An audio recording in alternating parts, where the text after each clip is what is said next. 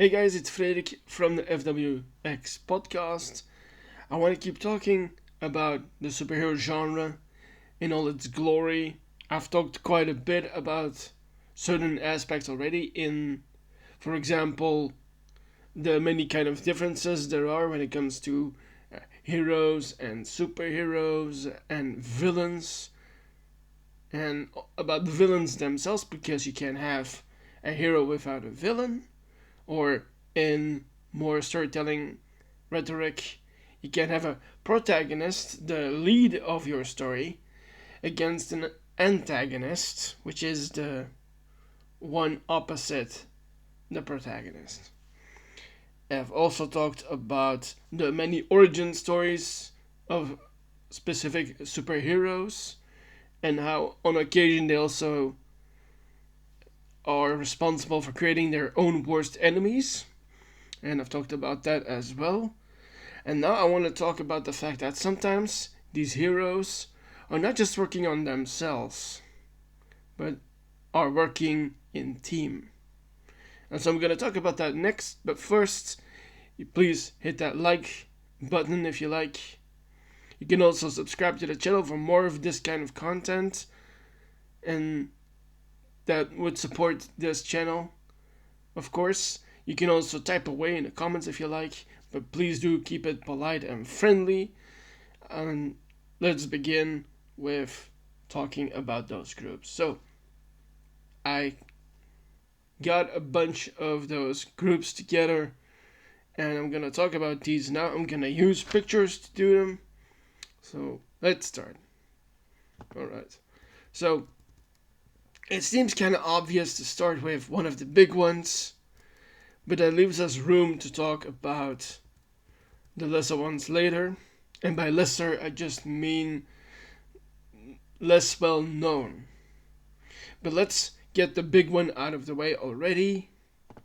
For instance, I've talked ad nauseum about Batman, Superman, and Wonder Woman already.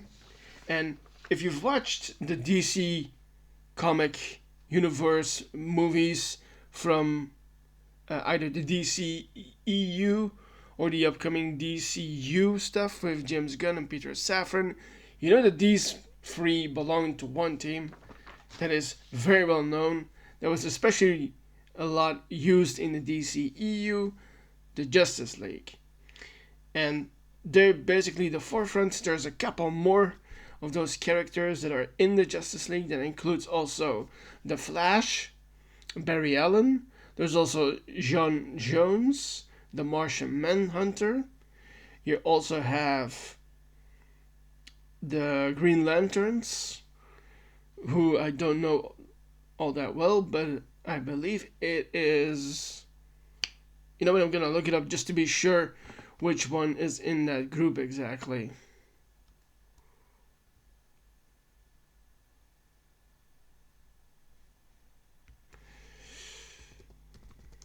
And also, a reason why I'm saying this, already have the name. But let me continue by saying why I'm mentioning this. Of course, because the DCU with Peter Safran and James Gunn is working on a Green Lantern project. And by the way, the one belonging to the Justice League is Hal Jordan. There's more of those heroes, of course. You also have Aquaman. Arthur Curry is his name. You also have...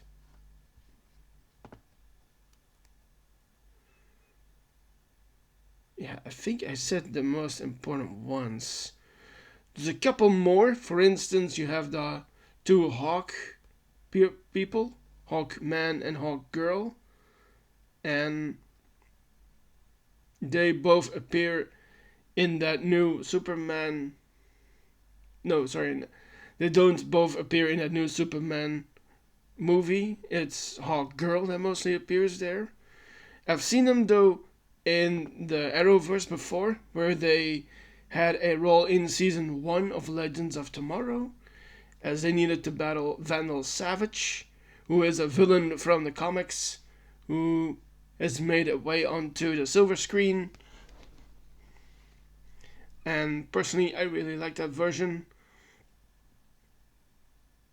Also, little FYI, you kind of have to sit a little through that first season of Legends because personally, it's the lesser one of all those seasons. But when you get through that, you really get to see an amazing show that gets absolutely bonkers in the later seasons. Okay, so the Justice League is basically the opposite version of the Avengers for Marvel. And so the Justice League is DC property of obviously there are many animated shows about them where they work together. There's another one. I remember now. There's a character called Cyborg, Victor Stone, who also portrays a role. And you can kind of hear, by the way, how I'm talking about this, that I am really unfamiliar with the larger story about the Justice League, which is fine. You can't see everything, of course. And yeah, this might be a bit of a hot take coming from me, but I haven't seen any of those Justice League movies. I did see several of those origin stories from the DCEU. Some good, some better, some lesser. I believe there's another character. Now that I think about it, there's also Shazam, Billy Batson. That is also a role in the Justice League. Okay, I feel like I've talked enough about the Justice League right now.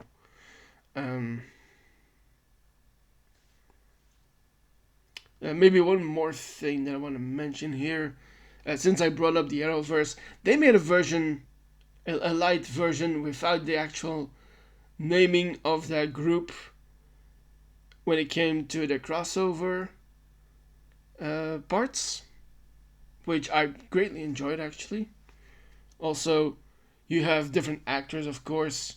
This was back when it was in full force out, the DC side. Okay, let's continue to the next group. Like I said, when it comes to DC, you have the Justice League.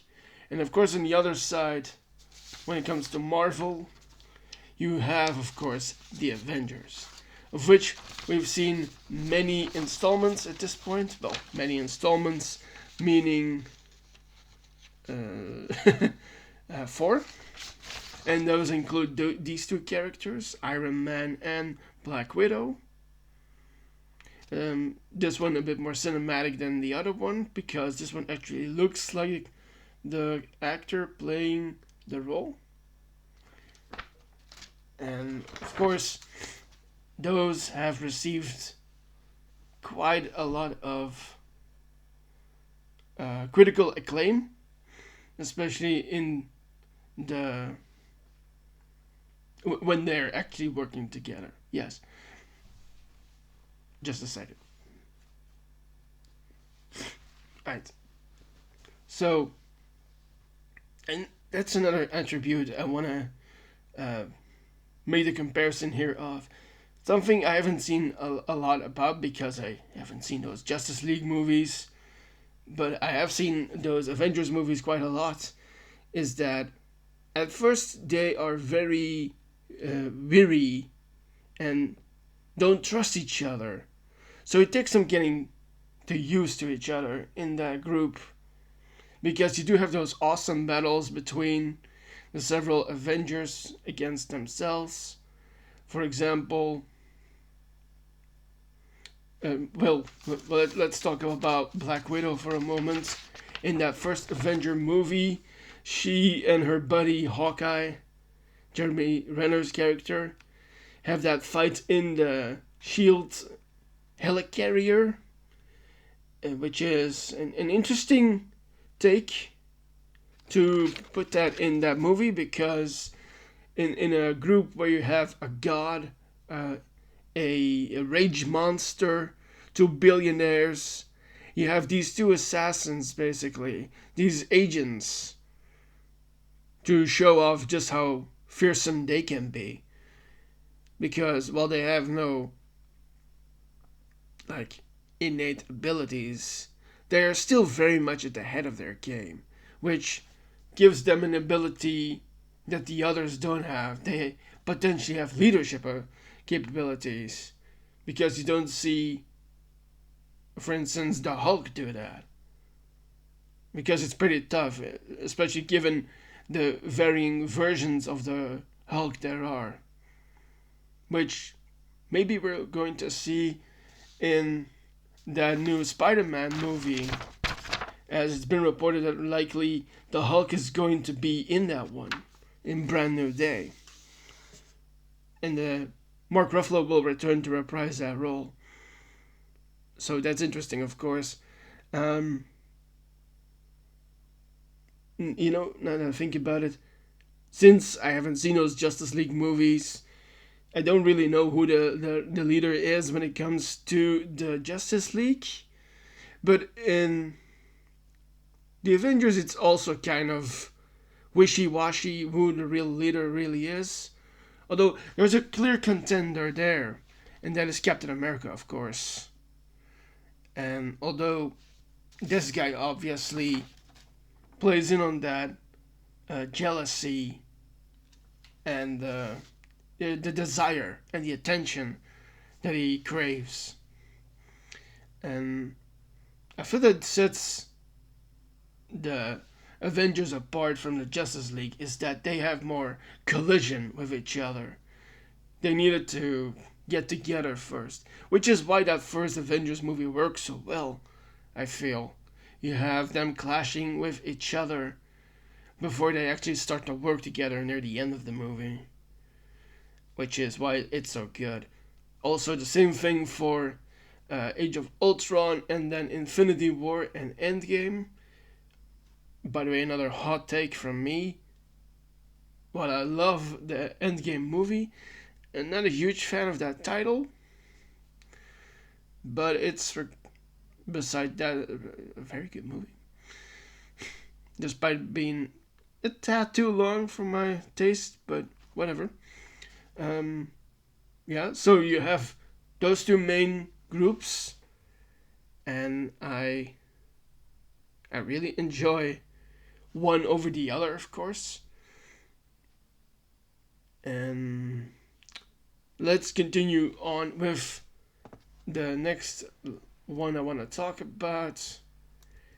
And I don't really have a picture of this next group, but I have the next best thing, of course.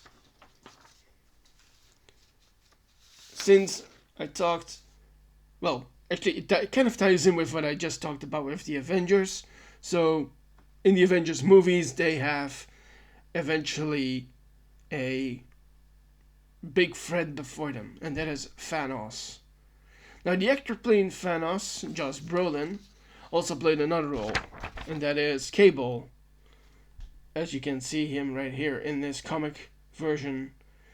And of course, Cable is easily linked to the Deadpool universe and also the X-Men universe, and that's the group I want to talk next about, because they have been around for quite a long time now too, even earlier than both of the Justice League and the Avengers, because those movies have been made since the 2000s and before. There's a period where they were also being made where I didn't already know them all that well. And kind of with my experience with the Justice League, I know less about them as well. But they're still, I have to still mention them because they're one of the most well known. And they have many characters that are very interesting. Obviously, that all starts with just another tad bit of information for you regarding their evolution is that they are named after the fact that they have the X gene inside them, which makes them stand apart from the others, that they're mutants basically. And so they have different abilities. I think the most well-known character from this group is, of course, Wolverine. And of course, there was last year that Deadpool and Wolverine movie where we saw at the end also another group, not with a name, but close to a mix of Deadpool characters and X-Men people too. For instance, you had a cameo of Channing Tatum as Remy LeBeau, aka Gambit. Also, Daphne Keane as the younger Wolverine-like figure. That being Laura Kinney is her name. I'm gonna look briefly up what their X-23. That was the name.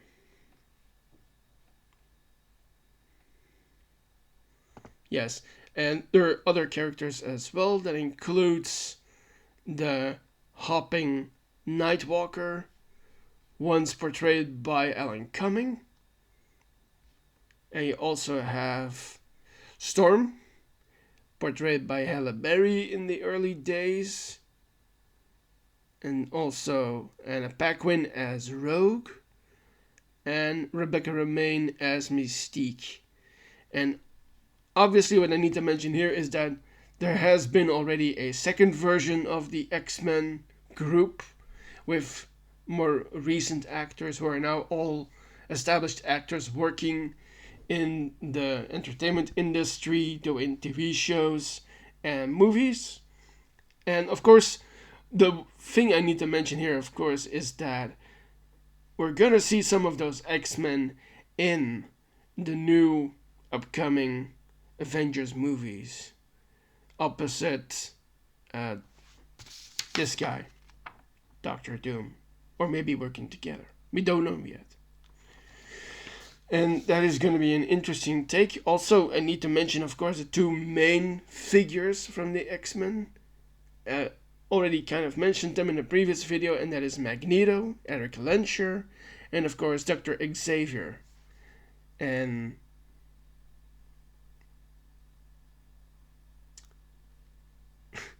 sorry, awkward pause.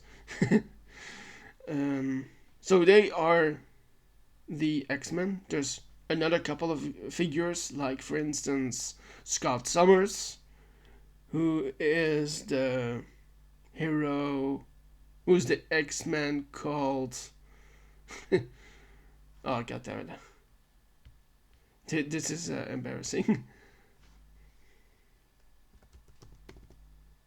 Cyclops, sorry. Anyway, so there's a few more. You also have Forge, and you also have Bishop, and there's many more X-Men. There's another one I think of, kind of an iconic role because of how I remember it, and that is Archangel, or just Angel, who there's that moment in one of those movies with the X-Men where those wings are sprouting out of his back, out of his shoulders, and he's reaching back to get rid of them. That's the proper way to say it. And I've always been ticked off by that moment. It's kind of gross.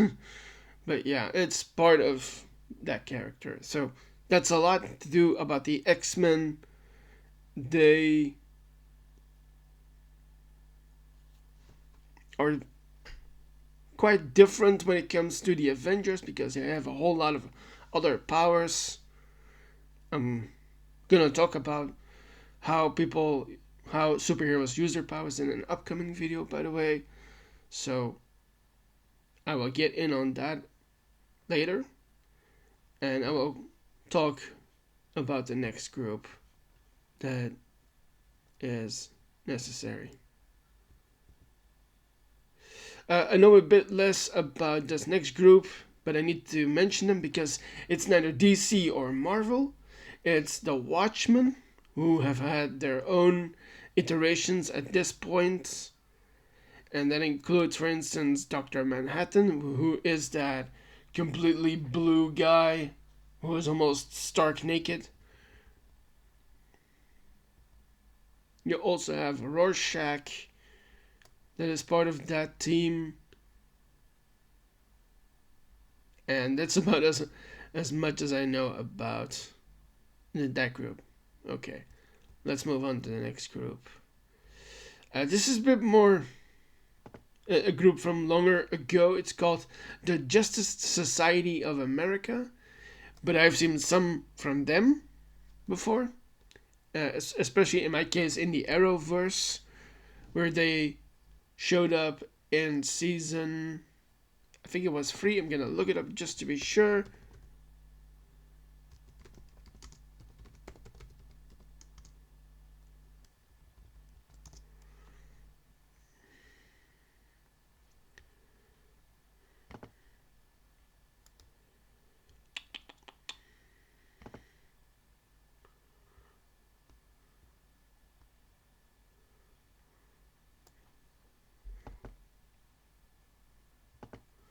Just a second, folks.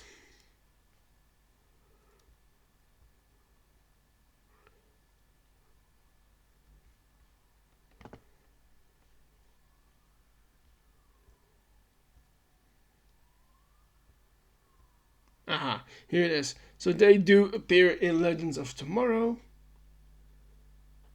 That includes one of their characters that actually joins the Legends team. And I might as well talk about them as well. So let's talk about the Arrowverse and those two groups for a moment. So Legends of Tomorrow is named after the people that were kind of sidelined in between the seasons of the main shows, and they got together in one group, Legends of Tomorrow, which turned into a show that was pretty good in my opinion, and it got really bonkers by the end of it, but that's made it also so watchable to me. And so there are many different figures of that, and the reason why I'm intersecting those two groups is because they're kind of attuned to each other, especially in the Arrowverse. For instance, one of the characters that we get to see here is, for instance, Rex Tyler, who is our man, who is also the leader of the Justice Society of America. You also have Commander Steele, Henry Haywood, and we get to see his grandson be a part of the Legends of Tomorrow group, played by, I know his name is Nick. Just a second. I could have done this easier.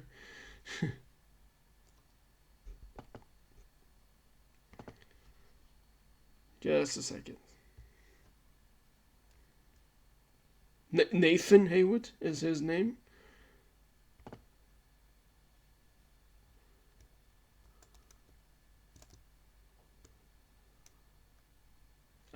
The actor is named Nick Zano. That's what I wanted to mention. Who is a hemophiliac.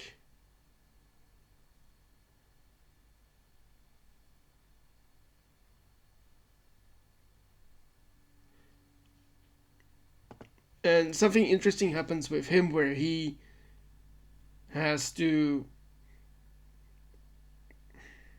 I'm getting too into the weeds here, so I'm gonna keep it brief. What I wanted to mention here, especially with those two groups, is that they interlink with each other because some of those characters become part of the Legends of Tomorrow. That includes the grandson of Commander Steele, Nathan Haywood. Same thing to be said by another one of those members, Amaya Jiwe, aka Vixen. And other important characters from that group are also Obsidian, also known as Todd Rice, and Charles McNider, who is Dr. Midnight, and then finally Stargirl, Courtney Whitmore, which later also became another show on the CW.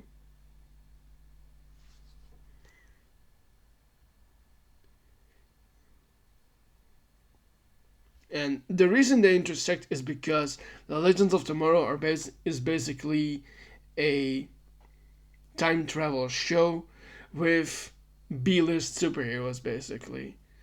And so, at one point in season 2, they go back in time to the years of World War II, and they intersect with that group, with the Justice League of America, with the Justice Society of America. And so we get a storyline with them, with the Legends and the Justice League of America. And that intersects also with later another group that I've talked about before, and that is the Legion of Doom, where I talked about Malcolm Merlyn, Damien Dark, and Reverse Flash, portrayed by those same actors from those shows. Yeah, so that's the short version of it. And it gets pretty interesting in those episodes. Spoiler alert, they fail. The Legends fail at their attempt to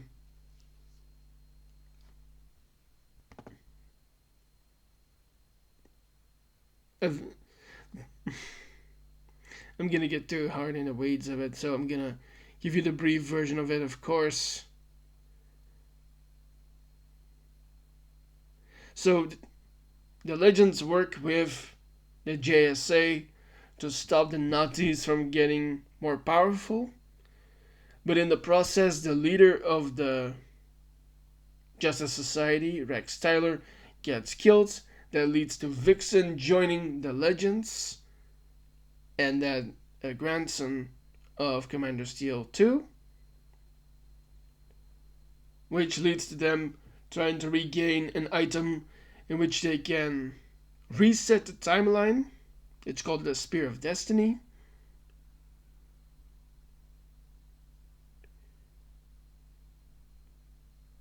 But they are also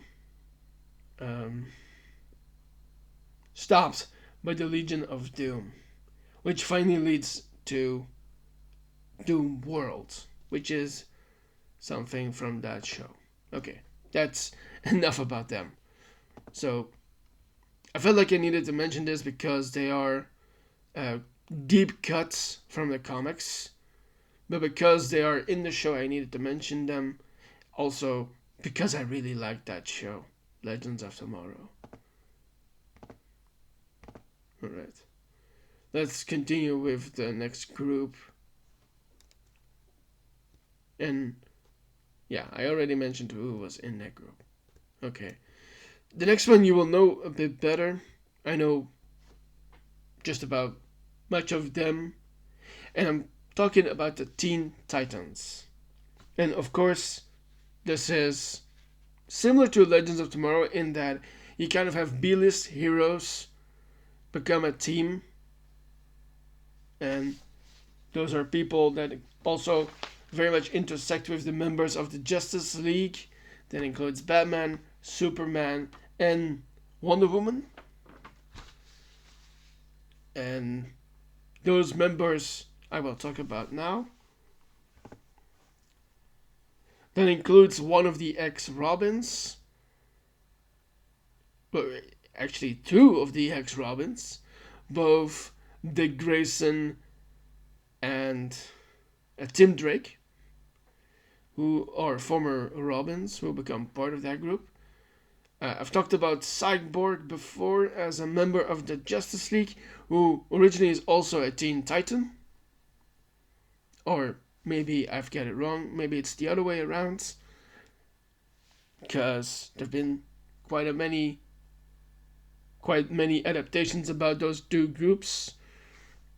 When it comes to the Teen Titans, especially more in the animation, on the animation side, and a bit in live action too. There was that Teen Titans show from a couple of years back with Brenton Thwaites as Dick Grayson, and there's some more interesting characters in that group. You also have Starfire, who is an alien that comes to Earth who works with the group.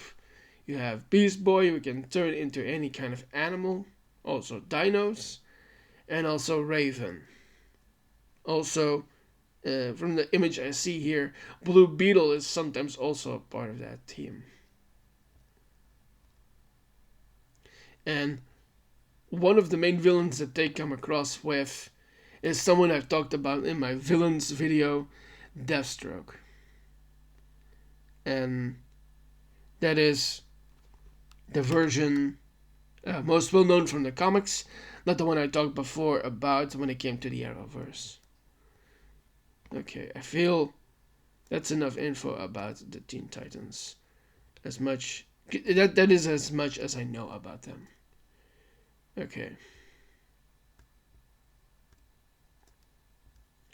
The next group kind of ties in with these guys because I already mentioned some of those members. The Bat Family, who is basically all of Batman's allies that are Bat themed.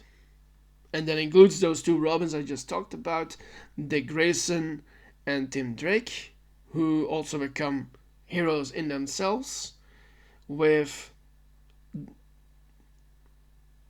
Dick Grayson taking on the role of Nightwing, and Tim Drake also in other versions of the Robin character. That also includes Damian Wayne, Batman's son, with either Nyssa or Talia Al Ghul. Sometimes it's different. Who we are going to probably see in Batman the Brave and the Bold movie that the DCU with James Gunn and Peter Safran is making, which is going to be very interesting because we have never seen Batman be a parent before in live action, especially on screen. Who also includes this family also includes the guy with the mask, also a former Robin.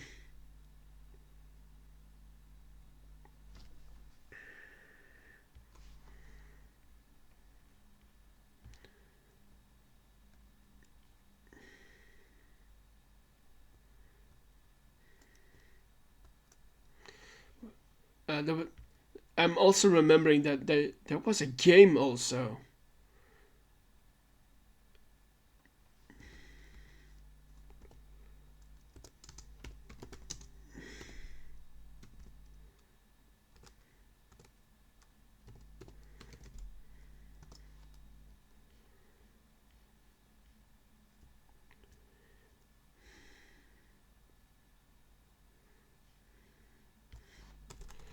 Looking it up as fast as I can.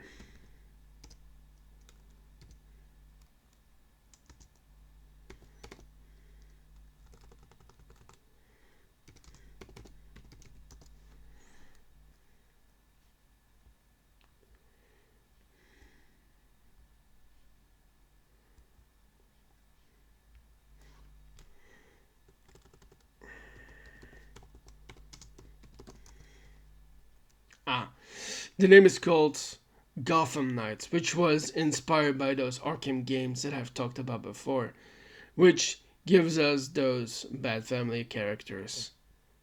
And I said Nightwing already, I said Robin already, but then I was blinking on the name of the guy with the red hat, or the mask, which is Red Hood,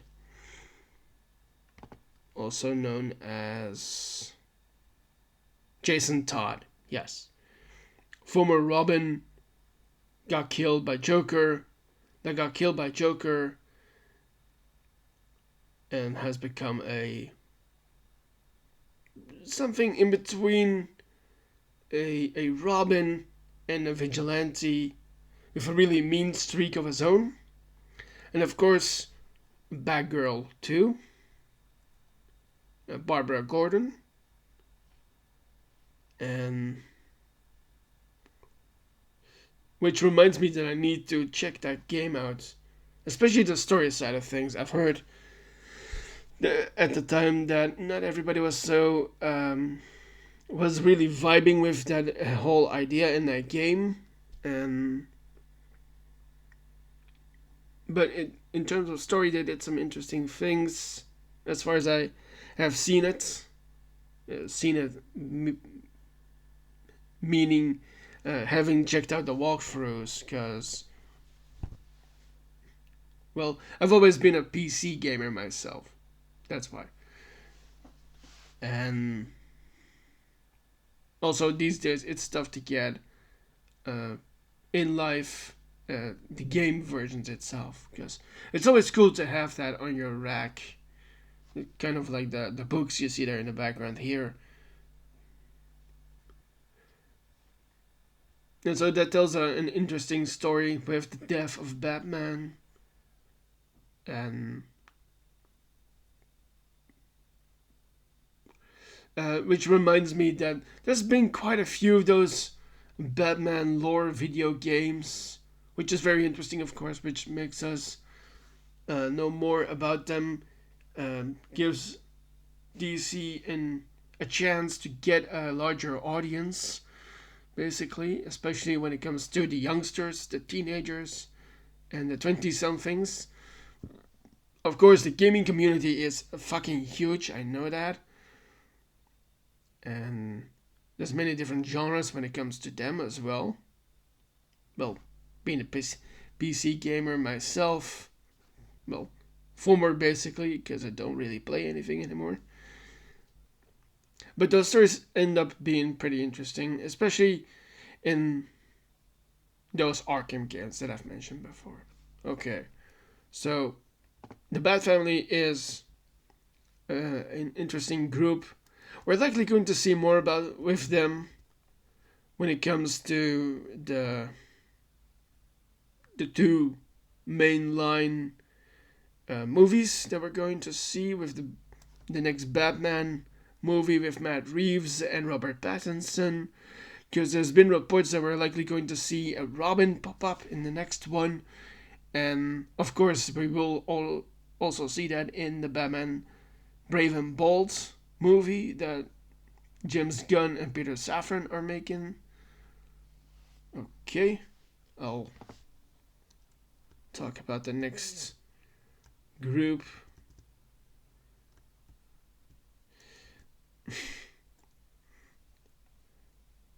It's, well, let's venture outside of Marvel and DC for a moment and talk about an animated group of heroes that is more family friendly. And I'm talking about The Incredibles, of course, which is sort of like a parody on the Fantastic Four, because you have the family members being mirrors to the Fantastic Four. And you have, of course, Mr. Incredible himself, who's super strong. You have his wife, who is Elastigirl. You have their son, who's... So, Mr. Incredible is incredibly strong, pun intended. You have his wife, Elastigirl, who can stretch as far as she can possibly do with her body. You have their son, the kid, not the toddler, Dash, who is a runner. There's a term. I mentioned... Oh, damn.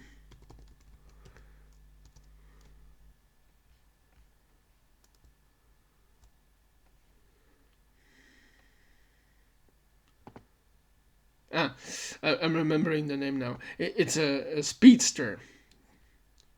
It's a term I didn't use when I was talking about all those different kind of versions of heroes. So speedsters, basically people that can go very fast.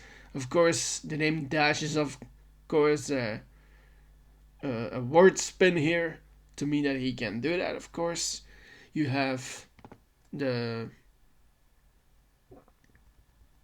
girl Violet, her name I do remember, who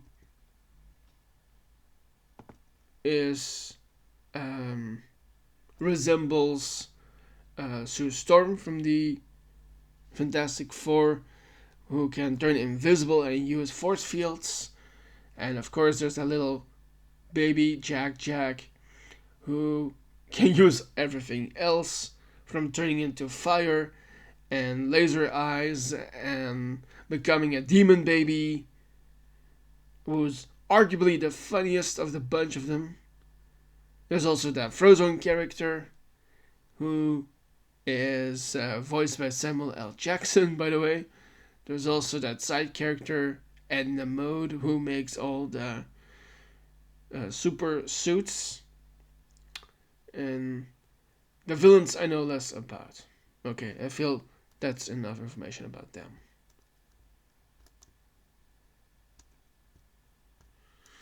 Okay, there's another group I need to mention here because of recent shows that have come out. And we're back to talking about Marvel, by the way. I don't really have a picture of this group, except for someone that regularly works with this group. I'm talking about the Defenders now, which Spider-Man is an on and off member of. He's also on and off in Avengers as well. But Spider-Man is very much a street level kind of superhero, so he deals with these people quite a lot. And of course, in recent years, the Defenders and those members of that group have been on and off on screen, especially with the Netflix side of Marvel. And I'll talk briefly about those characters. One I can mention without looking, and that is of course Matt Murdock, aka Daredevil, who there was a recent series of the Daredevil Born Again, which was delightful. Not perfect, of course, but still pretty good. And someone that's also kind of tied in but not a part of this group is Echo, the blind figure from the same kind of street level universe in Marvel, who also had a show which was also decent. And these Defenders, they have usually a the villain that they have to deal with the most is someone we also saw in the Daredevil show, Kingpin, who is kind of like a Thanos level figure for the street level heroes in Marvel. Which feels right, especially given the acting that goes in there for those two. Both Daredevil and the Kingpin actor, Vincent D'Onofrio, was played that from the beginning. Just the same case for Charlie Cox as well. Well, there was another one, but I won't talk about that one. Although, I'll talk about that one briefly, because this is not a universe hopper, meaning Ben Affleck, who played a... Well, I haven't seen that movie initially, but he's a universe hopper because he later played the DCEU version of Batman, of course. And this is a group that includes Daredevil, as I mentioned. You have those other Netflix show people that had their own shows like Iron Fist and Jessica Jones and Luke Cage as well. And they formed a team called The Defenders, which was also a show for a while on Netflix when it came to Marvel.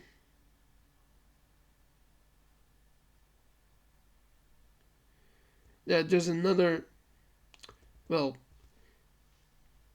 they kind of have a level on their own right when it comes to their cinematic presence, basically. Because likely we're going to see... There's going to be a... I'll rephrase. So, especially when it comes to Daredevil, who had that show, Born Again, which is going to have a season 2. And likely those people are going to show up. Especially Jessica Jones. Wait, I'm going to check once again if I'm right or not.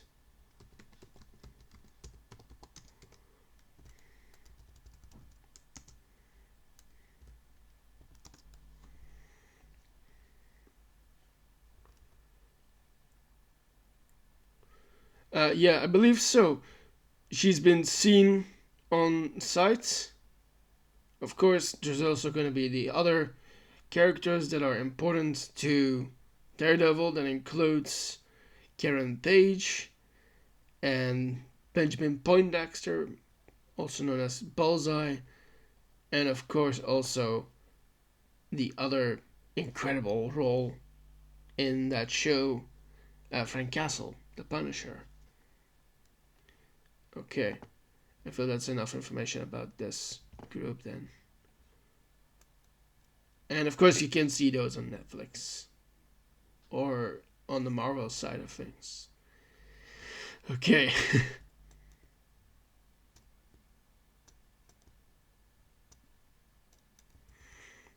um, it's safe to say that Marvel has done some interesting stuff when it comes to being heroes and villains.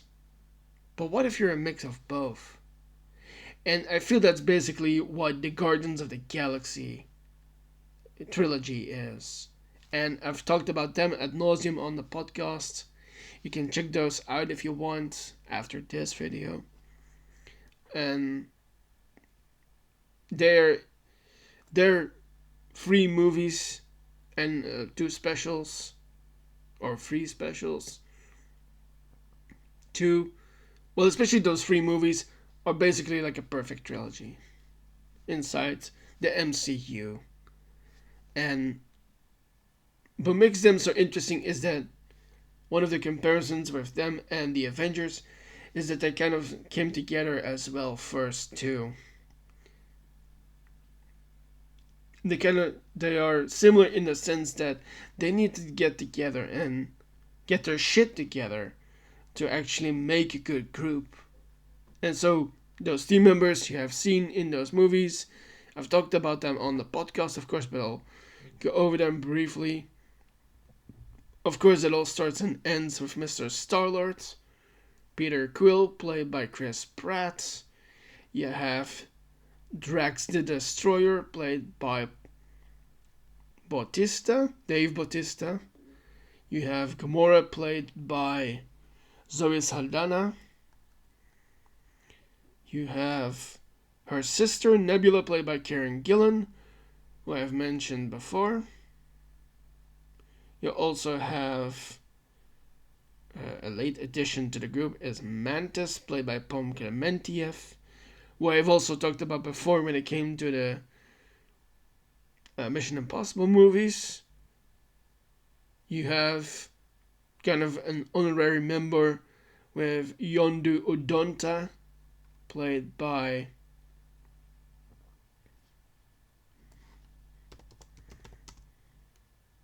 Michael Rooker. And of course, this group couldn't be anywhere without those other two CGI characters and those are Groot, voiced by Vin Diesel, amazingly enough, and portrayed in CGI outfits with Sean Gunn, James Gunn's brother, and Bradley Cooper as the voice of Rocket Raccoon, who had an amazing movie in his own right with that last Guardians of the Galaxy movie. And yeah, like I said, this is one of the best trilogies when it comes to the MCU. I've talked ad nauseum about Captain America on the podcast, which I really like. But in terms of everything being very together, this one is arguably up there with that trilogy too. Okay. Let's talk about the next group in this list, which has a new version now. And of course, I am talking about the Fantastic Four. After two tries before in the aughts and in the 2010s, there is a new version now with those characters. I've talked about The Incredibles before, which is basically like a kids parody in animation form. the Fantastic Four do an incredible job as well. Um, because, well, I'm not talking about the movie yet. I'm talking about the characters itself. Because I have to see that movie first, though. That's the most recent MCU movie that I have yet to see. But those characters have been around for quite a few. I'm gonna rephrase. Those characters have been around for a long time, and they deserve to get their stories straight and be told well. And as far as I know, with that new movie, they are, which is nice to hear. And I'm gonna briefly talk about those characters, despite you already knowing about them. So, of course, you have maybe the most. Well, let's start with the attention seeker of the group. And there's, of course, Johnny Storm, played by Joseph Quinn in the new movie, who is close friends with this guy in the past, in the comics, with Spider-Man. Also, a little tidbit about me. Besides doing podcasts and having my work, I also like to write. And in one of my writings, I have made those two actually best friends, which they are in the comics as well. Of course, Spider-Man has many friends, and there have been many adaptations of him as well. But I would love actually that for the MCU, for Spider-Man to interact with the... Damn it. The damn name. The Human Torch. Okay. Of course, next is the Thing, the other very seeable member of the Fantastic Force. Fantastic Four, who is played in the new movie by Eben Moss Backrack. I hope I said that right. From The Bear. And as far as I've heard, he's way more comic accurate in the new movie. And that includes with the other members too. So, of course, the next character here that we need to talk about is, of course, Sue Storm, portrayed in this movie by Vanessa Kirby, and who, from what I have read, is actually the strongest member of the team. Kind of has to, when you have 3 other men in your group who have their own egos, their own powers, their own personalities. And I'm hoping to see more of her as well. Also, what's going to be interesting for her in the MCU is that she is known to be a bit of a flirt. The character, I mean. And since Tenoch Huerta did such a good job as Namor, and we're likely going to see him in the Secret Wars and the Doomsday movie, it's going to be interesting to see those two interact with each other. And then, of course, Mr. Fantastic himself, played by the insatiable Pedro Pascal, who has been in so much, and I continue to love seeing him in a lot of stuff. I know some people get tired of his whole shtick, but I can't get enough of it. I am looking forward to seeing him in that role, in that movie. Of course, I'm also fan of the first version, played by Iowan Gruffett, because that guy also has a special place in my heart. I'll just mention why. After doing that many years later, in the 10s, Iowan did a show on ABC in America called Forever, which is a Sherlock Holmes-like show based in New York City with him as a coroner and a crime fighter, which is an interesting take.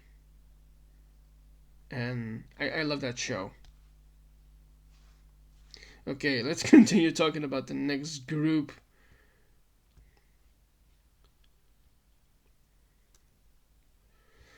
Gonna check real quick if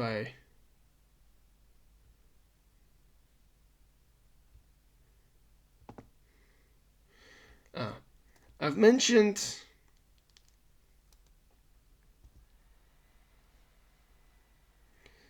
since I've talked about villains before, it seems easy to jump from this next ledge. I've talked ad nauseum about this guy, the Joker. Now he has his own paramour called Harley Quinn, and she belongs to a group called Birds of Prey. And that's the next group I want to talk about. Also, there is a very good movie about them. Birds of Prey and the Fantabulous Emancipation of One Harley Quinn, which I love as a movie, which is has been made years ago at this point, and it basically tells you what happens when Harley Quinn is no longer with the Joker.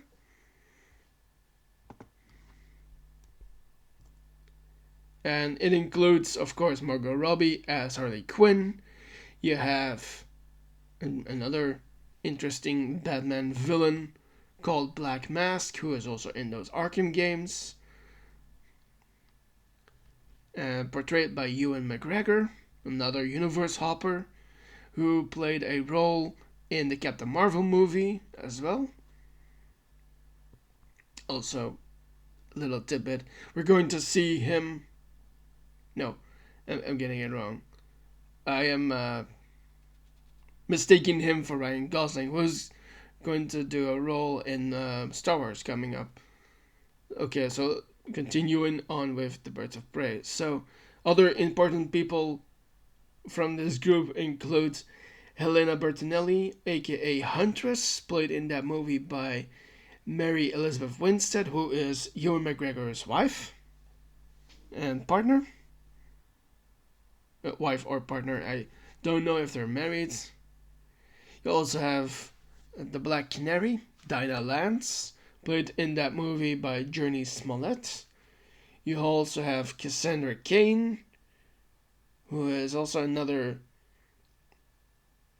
Batman, Bat Family character, played in that movie by Ella J. Bosco.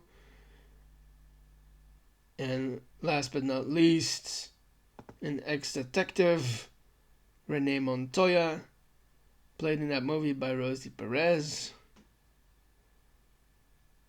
And I personally really love that movie. It's very good. My one little criticism of it is at the very end, spoiler alert if you haven't seen Birds of Prey, is that Black Mask's brain gets blown off. Which is a shame because it's an interesting character. Okay, I feel that's enough about that one. Of course, if we're talking about Birds of Prey and Harley Quinn, we can't ignore, of course, the Suicide Squad, which is accumulation of anti-villains and former villains and gray area kind of characters that work together to serve as a group to go up against the heroes, or they have a collective goal. And there have been two major movies about them. The original Suicide Squad, which was an okay movie, and then the second one, directed by James Gunn again, which is, in my personal opinion, the best, most fucked up movie there is. And that includes characters we haven't seen before and others that we have seen before.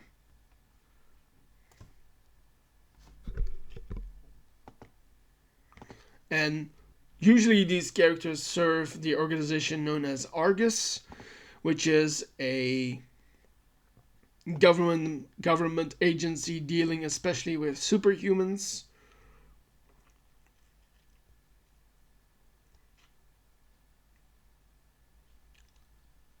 And that includes people,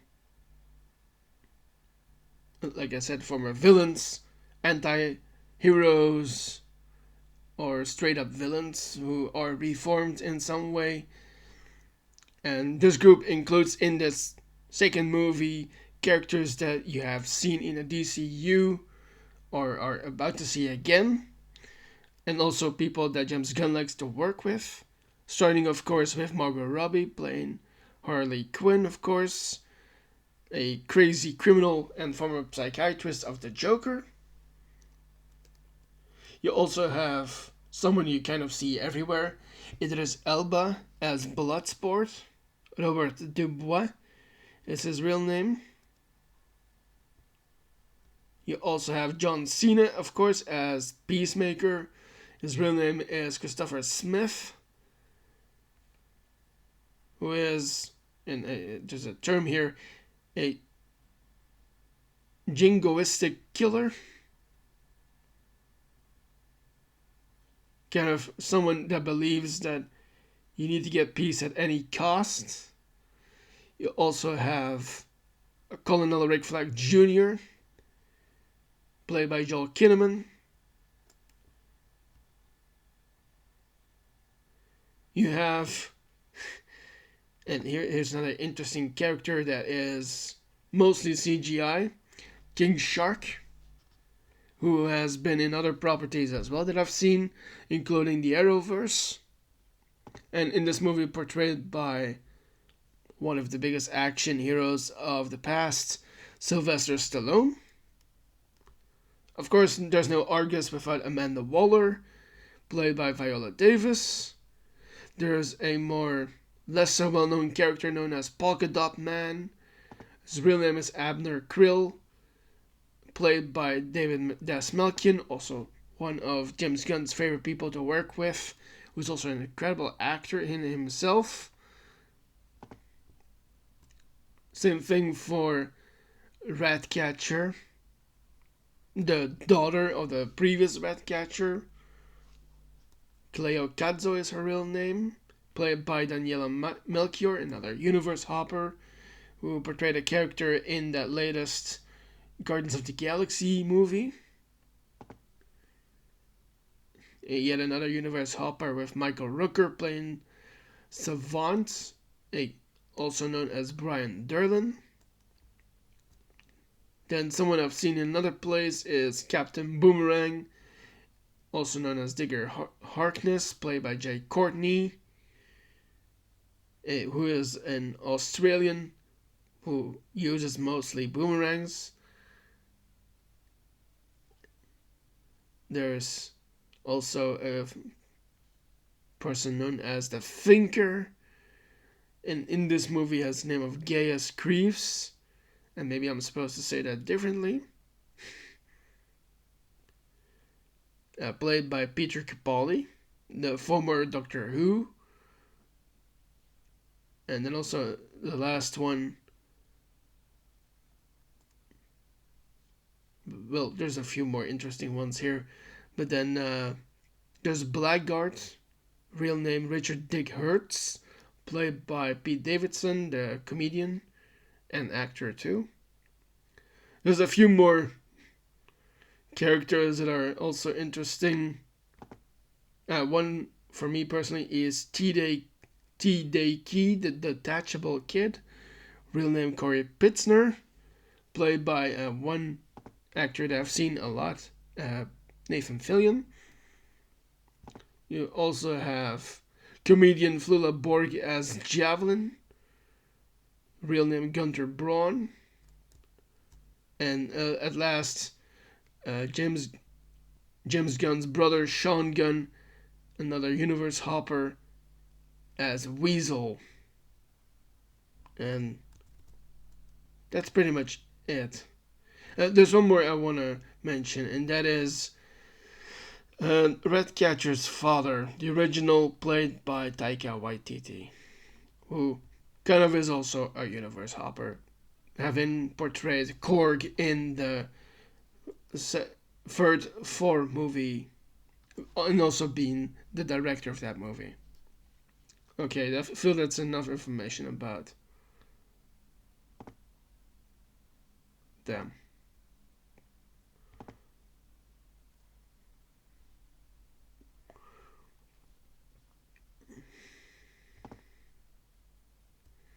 There's another interesting group when it comes to this guy, of course. There's a super villain group that he has to fight against in his iterations. Some we haven't, some that we have seen previously in movies and in games. I'm talking about the Court of Owls, which I have seen in both Gotham and in the Arkham games, and also recently in. No, I think that's about it actually. Excuse me. But they are a very interesting group because they are basically the elite and the socialites of Gotham that try to control the city, and they have a group of assassins called the Talons that they send out to deal with enemies, and they're pretty similar to the League of Assassins, of course, played by more not played by headed by Ra's al Ghul, and they don't really have a solid leader themselves. Gotta pick up that paper for a moment. There we go. And yeah, they're a very interesting group who I'd love to see more about. Okay, I'm gonna go to the next one. Here's an interesting one.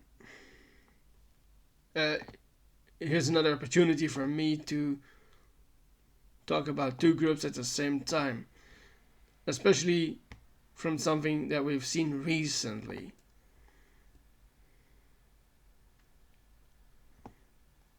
So, I've done a previous episode before of arguably one of the best Marvel movies to date, and that is the Thunderbolts. And they are a team in of itself, but given how it happens in the MCU, they kind of are very similar to another group, and those are the Dark Avengers. And they're basically Marvel's answer to the Suicide Squad, or Weapon X, as their. No. I'm gonna quit that for a moment. But they are a comparison, though, to the Suicide Squad, because they're basically former villains or anti-heroes or anti-villains, and there's a good mix of them, and that includes people from the MCU before they've become in their own right. They've become solid characters in their own right, with the inclusion of the new superhero villain Sentry, played in that movie by Lewis Pullman, who does an excellent job, I have to say, of playing the Sentry. It's kind of like it's kind of Marvel's answer to Superman. To this guy, of course. Because, but with some clear differences, of course, because the Sentry has a dark side called the Void.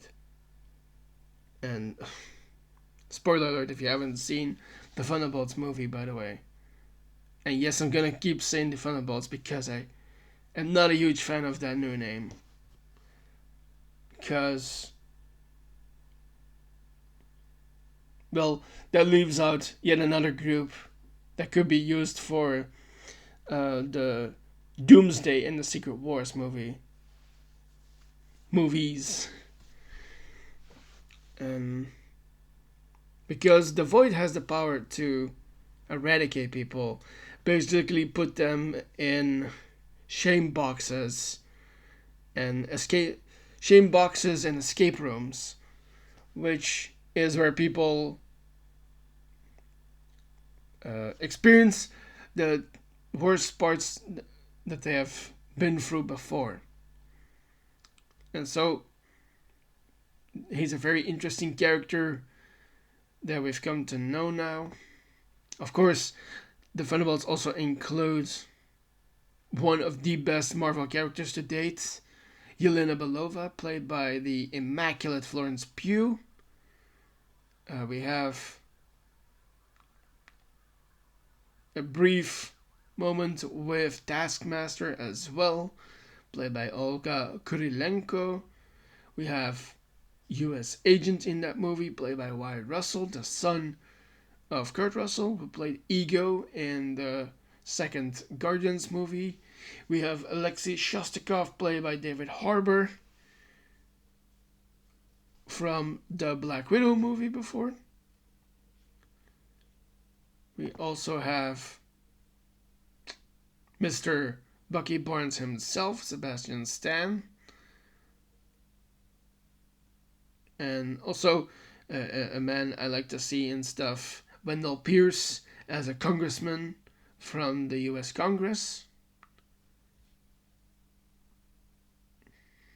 who's had a huge year, being in both a DC property with the new Superman, where he plays Perry White, and obviously in that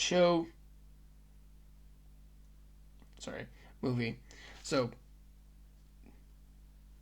Wendell Pierce has had a huge year with being in a Marvel property and a DC property, and a couple of other things as well, including a role in the Jack Ryan show that I liked to watch. Of course, we can't ignore the former Veep actress Julia Louis-Dreyfus, who plays Valentina Allegra de Fontaine.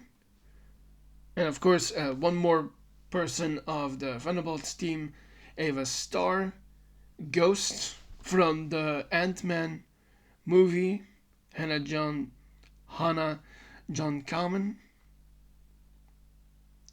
And so you got Yelena, Taskmaster, U.S. Agent, Alexei Shostakov, the Red Guardian, Bucky Barnes, and Ava Starr as the group.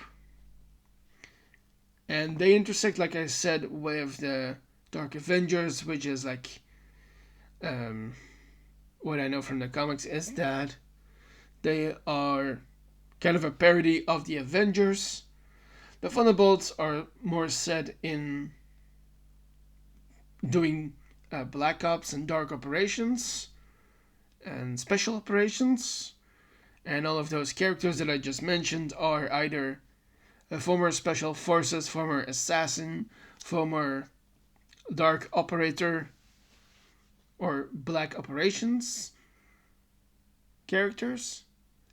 But what makes them so interesting is that these characters are all in different ways broken.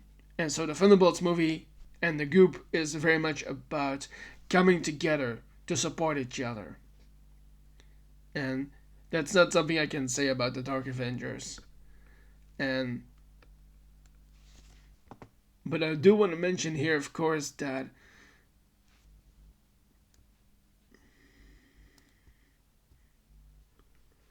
some of the members of the Thunderbolts have also been a Dark Avenger before. And that includes a Sentry, for instance.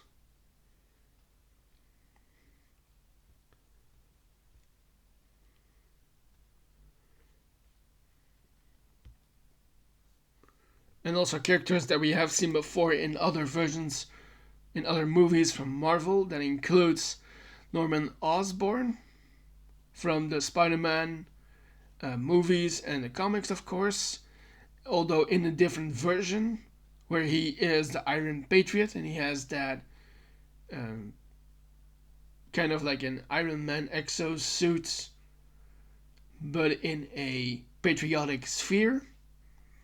You have an opposite version of Spider-Man played by with Mac Gargan, who is the Scorpion initially as an opposite of Spider-Man. And then you also have a different version of Captain Marvel with Carla Sofen in that role. There's also a different version of Hawkeye played by someone called Lester. There's also a Wolverine version with Akihiro. There's also Ares from the Greek pantheon inside Marvel Comics. And like I said, initially first, Sentry, Robert Reynolds. Bob from the movie. There's also a Hulk version from a different planet, like we've come to know in the She-Hulk series, which was also decent. There's also a Scarlet Witch version and a Thor version. And initially, John Walker was once upon a time also a recruit as US agent. Alright. Just one more group I want to mention here. And that is the Serpent Society. And initially they're a group of snake-themed supervillains from the Marvel Comics. And the interesting part is that we've seen just a little of them in the most recent Captain America movie with Sam Wilson as Captain America, where we get to see the leader of the Serpent Society. And in this new movie, the Serpent Society is more of a terrorist organization that has been operating in the dark, using fear as a weapon, with their leader Sidewinder, played by one of the best super villain actors of all time, Giancarlo Esposito. Apparently it's supposed to say it like that when it comes to him. And yeah, I love that guy.